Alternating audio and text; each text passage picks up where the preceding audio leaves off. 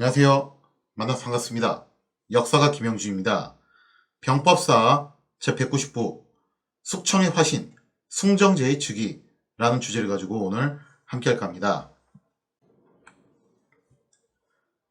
1627년 10월 2일 천계제가 세상을 떠난 다음에 그의 동생이었던 주유검이 명의 16대 황제라고는 하지만 사실상 마지막 황제죠. 명의 마지막 황제로 숭정제로 즉위를 하게 됩니다. 제2기간 내내 목공 일에만 몰두했던 그야말로 이제 목공 오타쿠였죠. 그런 천계지하고는 다르게 이복 동생이었던 숭정제는 나름대로 이제 어릴 때부터 학문에 대한 관심도 굉장히 많았고 열정적으로 공부를 하는 모습을 보여줬다는 거죠. 숭정제는 역대 성군들의 초상화를 걸어놓고 항상 이제 그런 다짐을 했대요. 역대 제왕들의 업적들은 내가 보고 배우자. 그래서 나도 이런 성군이 되자. 그래서 그렇게 이제 각오를 다져 나가면서 현재 혼란에 빠져 있는 명예 국정을 안정시키기 위해서 과연 어떻게 되는 것인가. 이러한 부분들을 일찌감치 홀로 절치부심하면서 고민을 했던 인물이었죠. 그래서 이런 걸 놓고 보면은 황제가 되기 위한 자질 조건은 충분한 것 같아요. 그러한 덕에 숭정제는 천계제하고 다르게 치국에 대한 확실한 방향성이 이미 준비가 돼 있었다는 거예요. 이게 굉장히 중요한 포인트라는 거죠. 이런 인물이 황제가 된다는 것은 몰락해가는 명예에 있어서 천운이나 다름없다라고 볼 수가 있겠는데요. 근데 왜 이 양반이 하필이면 마지막 황제가 됐냐? 뭐 이유는 둘 중 하나겠죠. 의외로 숭정제가 엑스맨일 수도 있고 혹은 이런 괜찮은 인물이 올라간다 하더라도 더 이상 이제 방도가 없을 정도로 망가질 망가진 그러한 상태일 수도 있고 어쩌면 뭐 두 가지가 적절히 배합된 상황일 수도 있겠죠. 숭정제는 성품 또한 부지런했을 뿐만 아니라 일을 하는 데 있어서도 굉장히 주도 면밀한 모습을 보여줬다고 하죠. 그러니까 굉장히 근면성실하면서도 또 일처리 능력도 야무지게 잘하는 이런 거 놓고 보면 정말 괜찮은 인물이에요. 하지만 모든 게 다 빛이 있으면 어둠이 있고 양이 있으면 음이 있고 그죠? 좋은 점이 있으면 나쁜 점이 있는 건데 이 숭정제한테도 단점이 있습니다. 굉장히 유명한 단점이 있는데요.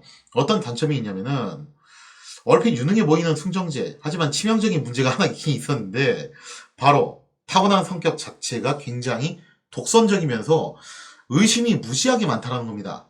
그래서 이 의심이 많다는 그런 부분들이 숭정제의 입장에서는 상당히 치명적인 약점이다라고 볼 수가 있겠죠. 근데 이 의심이 많다라는 것은 사실 명예 역대 황제들이 전통적으로 갖고 있었던 DNA가 돼요, 제가 볼 때는. 명예태조 홍무제부터가 그랬잖아요, 그죠? 의심 많은 인물이었죠. 근데 그게 유달리 좀 극대화된 형태의 황제가 숭정제가 아닌가라는 그런 생각을 하게 됩니다. 아무튼 이처럼 신중하면서도 주도 면밀한 숭정제. 당장 위충현과 엄당 세력을 요절을 내고 싶었겠지만 일단 참아요. 근데 어쨌거나 숭정제도 처음에는 급하게 행동하지 않고 일단은 엄당 측의 비위를 맞춰가면서 타협을 하는 모습을 보여주기 시작을 했다는 거죠. 하지만 숭정제는 은밀하게 자신을 따르는 친위 세력을 양성해 나가기 시작을 합니다. 겉으로는 이제 엄당 측의 비위를 맞춰준 척 하면서 뒤로는 자신의 친위 세력은 양성을 해 나갔는데 애초에 숭정제가 정치에 대해서 나름 좀 열정을 가지고 학문도 열심히 연마하고 했기 때문에 또 성인이잖아요, 그죠? 어린 나이에 이제 올라왔던 것도 아니고 나름 이제 거의 성인 나이 다 돼가지고 이제 올라온 거라서 이 친위 세력 양성하는 게 그렇게 어렵진 않았던 모양이에요. 그리고 이게 너무 명확하잖아요. 엄당 측에 불만을 갖고 있는 세력들, 독림당 지금 숨죽이면서 복수의 칼날을 갈고 있는데 그 사람들 포섭하는 거야. 그냥 일도 아니죠. 그래서 이들을 통해서 위충현에 대한 대대적인 반격을 준비하고 있었다는 거죠. 물론 위충현이라고 해서 이런 사실을 전혀 모르진 않았을 겁니다. 하지만 애초에 위충현이 갖고 있는 권세 자체가 한계점이 있는데 전 시간에도 설명드렸다시피 천계제에게 지나치게 의존적인 부분이 많았다는 거예요. 이게 동탁이나 조조 같은 스타일하고는 좀 달랐다는 거죠. 황제의 권력을 자신이 송두리째 뺏어가지고 황제를 허수아비로 만들어서 마구잡이로 전행을 휘둘렀던 케이스가 아니라 마치 조선에 나중에 나오게 될 그 세도 정치 장동 기문하고 좀 유사해요. 아니 군주가 자기한테 권력을 위임을 해주는 바람에 자기가 그런 어마어마한 철권을 휘두르는 것이 가능해졌을 뿐이라는 거죠. 그럼 반대로 말하면 군주가 마음이 바뀌어가지고 야 다시 내놔 하면은 이건 뭐 속절없는 상황이라는 거예요. 자, 그래서 위충현 또한 이걸 모르는 건 아니었는데 이제 더 이상 옛날에 구천세어 같은 힘을 발휘하기가 힘든 그런 상황이었다는 거죠. 거기다가 이미 시대가 바뀌었음을 감지한 많은 신하들이 점차 위충현에게 등을 돌림에 따라 위충현은 정치적으로 고립이 되어갔다는 겁니다. 마침내 때가 왔다고 생각한 순정제는 그동안 은밀히 양성한 친위 세력들을 동원해서 위충현에 대한 대대적인 탄핵을 시작을 하게 됩니다. 결국 위충현은 많은 신하들의 빗발치는 탄핵 상소, 특히 독립당 측에서 아주 그냥 난리가 났죠. 이제 드디어 복수의 순간이 왔다. 자, 그래서 이제 이 탄핵 상소를 견디지 못한 채 사직을 결정을 하게 되었죠. 위충현 입장에서는 여기서 더 버티다가는 이 정치 짬밥이 하루 이틀이 아닌데 딱 각이 나오잖아요. 그죠? 더 험한 꼴 볼 수도 있는데 그러느니 차라리 어떻게 하자. 그죠? 사직을 해버리자. 그러면은 이게 더 버티다가는 호미로 막을 걸 가래로 막게 된다 이거예요. 근데 차라리 사직을 하게 되면은 그냥 관직과 권력만 잃게 되는 것이고 일단 그동안 모아놓은 재산하고 자신의 목숨은 보존받을 확률이 있다라는 거죠. 자, 그래서 이렇게 사직을 선수쳐서 하게 되면은 보다 온건한 처분을 받는 것이 가능하지 않을까. 나름대로 이제 그런 계산이 깔려있는 행동이라고 볼 수가 있겠습니다. 실제로 승정지는 위충현의 사직을 받아들이면서 나름대로 관대한 처분을 내려주기도 해요. 그래서 승정지는 오히려 이제 위충현을 불러다 놓고 지나간 세월 동안 고생이 참 많았다라고 이렇게 노고를 치하라 하는 그런 모습도 보여준다는 거죠. 의외의 모습이죠. 그러면서 위충현이 자신의 고향으로 돌아가서 은거를 할 수 있도록 배려를 해주게 됩니다. 이렇게 놓고 보면은 위충현의 계획대로 흘러가는 것 같아요. 물론 이제 당시 위충현은 자발적으로 사직을 한 것이기 때문에 단순히 관직에서 물러나가지고 권세를 내놓는 거죠.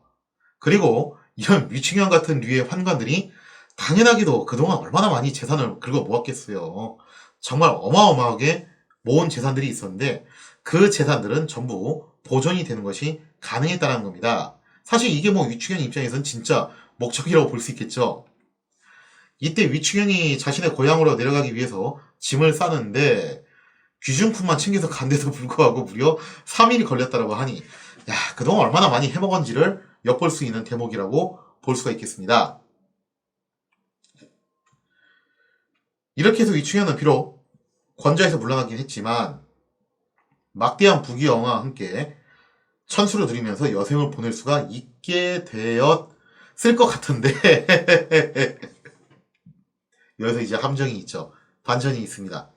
하지만 이것은 승전, 위충현 혼자만의 착각이라는 거죠. 승정제는 사실 절대로 위충현을 살려보낼 생각이 없었던 사람이에요. 위충현이 북경을 떠나자 승정제는 기다렸다는 듯이 위충현에 대한 체포령을 내리게 됩니다. 북경 안에서 체포령을 내리게 되면 아직은 북경 안에는 관료들 중에서 위충현 라인들이 있기 때문에 이 사람들을 동원해서 또 뭔가 쿠데타를 도모하거나 그럴 수도 있다라고 생각을 하고 이 둘을 분리를 시켜가지고 위충현을 바깥으로 내보내버렸던 거죠. 그래서 위충현이 도성 밖으로 나가자마자 체포를 명하게 됩니다. 자, 그리고 위충현이라고 해가지고 뭐 이런 걸 전혀 자기가 계산을 못하진 않겠죠. 계산기 두드려보면 답이 나오거든요. 지금 상황에서 자신이 할 수 있는 것은 거의 없다. 이대로 잡혀서 가게 되면은 진짜 험한 꼴 보다가 비참하게 죽는 것밖에 없다라는 것을 위충현은 바로 감지를 하게 됩니다. 자, 여기서 이제 위충현이 선택할 수 있는 선택지는 둘 중 하나입니다. 진짜 잡혀서 끌려가가지고 비참하게 죽을 것이냐, 아니면은 어차피 죽을 수밖에 없다면 그냥 곱게 자기 손으로 빠르고 편하게 갈 것이냐.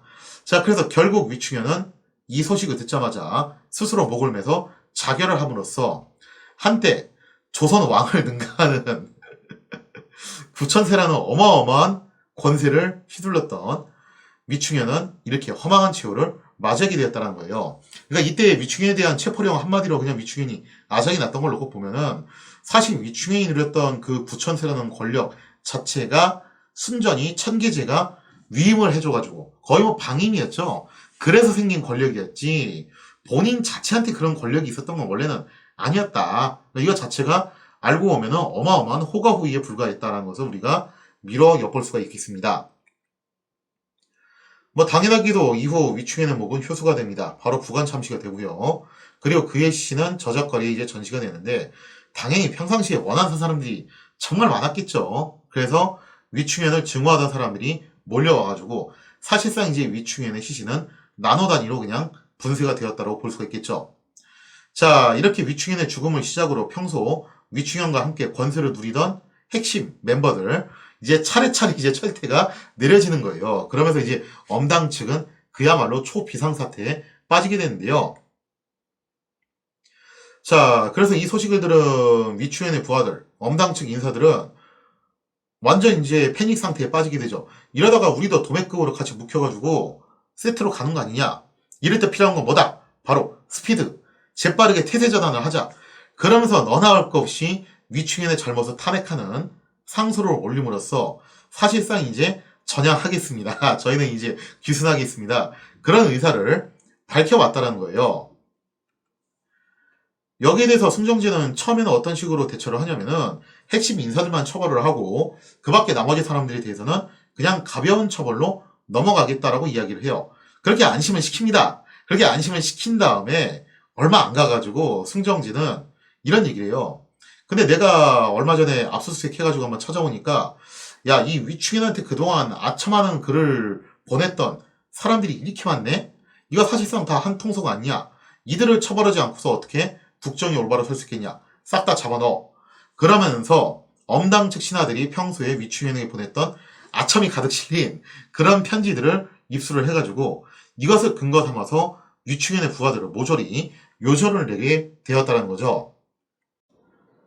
이렇게 해서 숭정 원년 한 해만 엄당 측 인사 261명이 숙청이 됐습니다.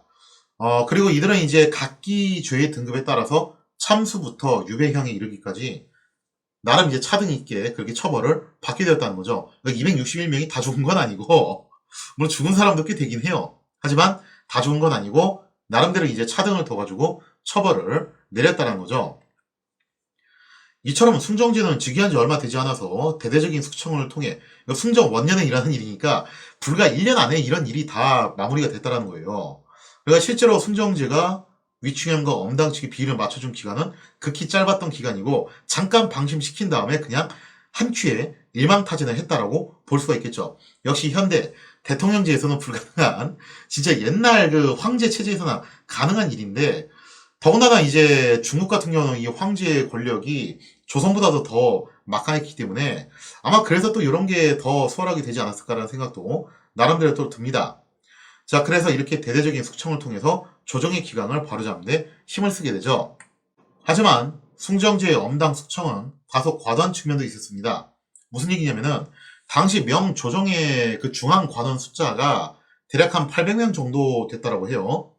이러한 점들을 고려해 볼 때 숙청된 수가 무려 4분의 1에 달하는 숫자였다는 거예요.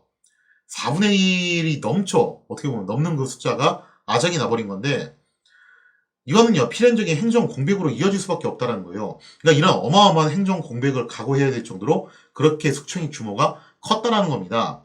그러니까 이런 것 때문에 이제 숭정제를 두고서 숙청의 화신이라고 이야기를 하는 건데 하지만 이런 행정 공백에 대해서 숭정제는 그다지 걱정하는 기색이 없었죠.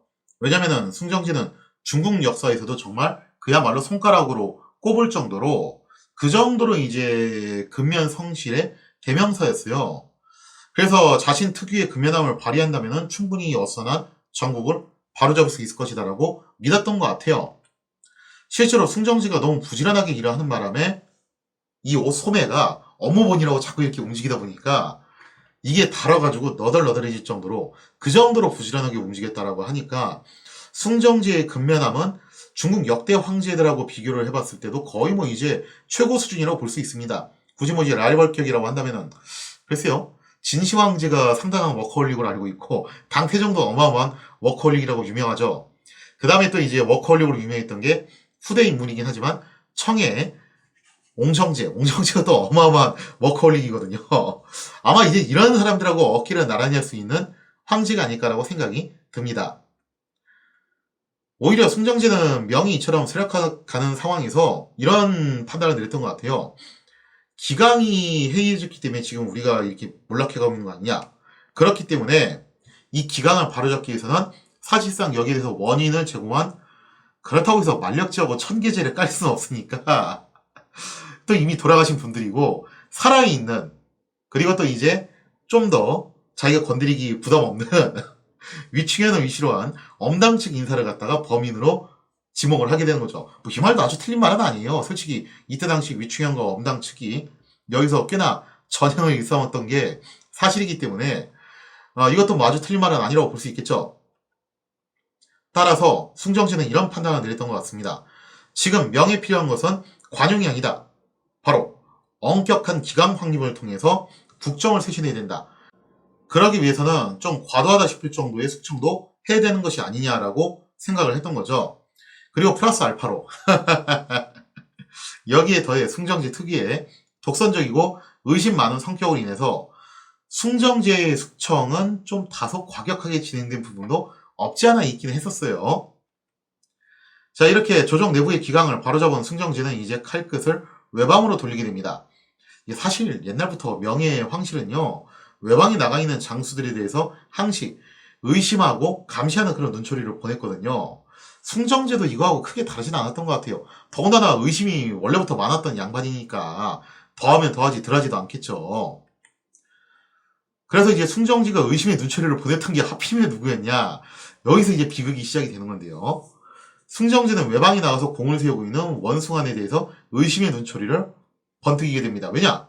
이 원숭안이 가만 보니까 엄당 측의 지원을 받은 전력이 있다는 거예요. 그러면 저것도 알고 보면 엄당 라인이 아니냐? 혹시 위추현하고 친한가? 이런 의심을 안 할 수가 없게 된다는 거죠. 물론 여기에 대해서 의심을 받는 사람이 하나 더 나오겠죠. 바로 모문용. 모문용도 있는데 일단은 모문용보다도 원숭안을 갖다 먼저 좀 짚을게요. 자, 그렇게 해서 이제 원숭안이 숭정제의 의심을 살짝 사게 되면서 위기를 맞이하게 되는데요. 과연 원숭아는 이 위기를 어떻게 돌파할 것인가? 거기에 대한 얘기는 다음 시간에 이어서 계속하도록 하겠습니다.